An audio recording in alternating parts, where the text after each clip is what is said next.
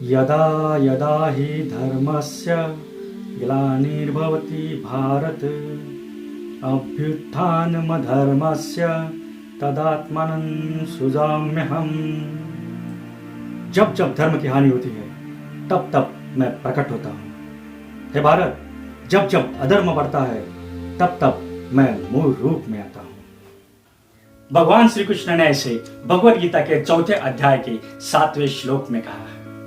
कुरुक्षेत्र पर भगवान श्री कृष्ण ने जब अर्जुन को भगवद गीता सुनाई, वो महाभारत का सबसे महत्वपूर्ण प्रसंग है, क्योंकि इसी गीता में भगवान श्री कृष्ण ने मनुष्य जाति के जीवन के गर्भितार्थ बताया है। दोस्तों, आज की दुनिया में हमें भगवद गीता समझ लेना बहुत जरूरी है, क्योंकि आजकल हम लोग बिना किसी उद्देश्य से भटक रहे हैं, गलत दिशा में घूम रहे हैं। दूसरी बात यह है कि भगवद गीता समझने में थोड़ी कठिन है, और इसीलिए मैंने मेरे इस चैनल पर इस बार भगवद गीता ली है। यहाँ पर आसान और सरल शब्दों में मैं आपको भगवद गीता के सार बताऊंगा। तो मेरे साथ जुड़े रहने के लिए इस चैनल को अभी का भी सब्सक्राइब कीजिए।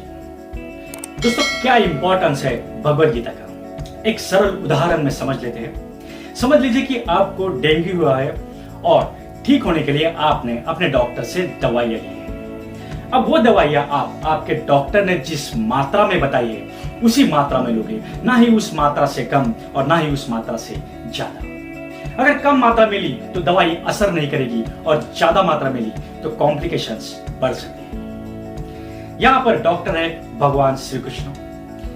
डेंगू एक प्रतीक है आपके जीवन में आए हुए समस्याओं का, और उस पर इलाज है भगवद गीता, जिसके सहारे आप आपकी जिंदगी के कोई भी प्रॉब्लम सॉल्व कर सकते हो। दोस्तों, मैं यहाँ दोबारा कहता हूँ कि भगवद गीता के सहारे आप आपके जिंदगी के कोई भी प्रॉब्लम सॉल्व कर सकते हो, क्योंकि भगवद गीता आपको आपके प्रॉब्लम के जड़ तक जाके उसको समझ के उससे निपटने का रास्ता बताती है। आपका उस प्रॉब्लम की तरफ देखने का माइंडसेट चेंज करती है। दोस्तों, गर्व कीजिए अपनी भगवद गीता पर, क्योंकि ये वही भगवद गीता है जिसे पूरी दुनिया फॉलो करती है। दुनिया के 80 भाषाओं में ये भगवद गीता ट्रांसलेट हो चुकी है। भारत के सभी भाषाओं में वो ट्रांसलेट तो हो ही चुकी है, लेकिन वर्ल्ड वाइड वो French, German, Spanish, Italian, Russian, Bulgarian, Hungarian, Japanese, Arabic और बहुत सारे लैंग्वेज में ट्रांसलेट हो चुकी है। दोस्तों, दुनिया के जो सारे मोटिवेशनल स्पीकर है वो भी इसी भगवद गीता को फॉलो करते हैं। वो आपको नया कुछ नहीं बताते, बस अपनी भाषा में और सरल शब्दों में बताते हैं।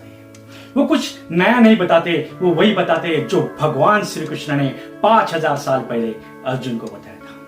जो मेडिटेशन आज हम बाहरी लोगों से सीख रहे हैं वो दरअसल भारत की खोज है, क्योंकि भगवद गीता में भगवान श्री कृष्ण ने अर्जुन को मेडिटेशन के बारे में बता के रखा है।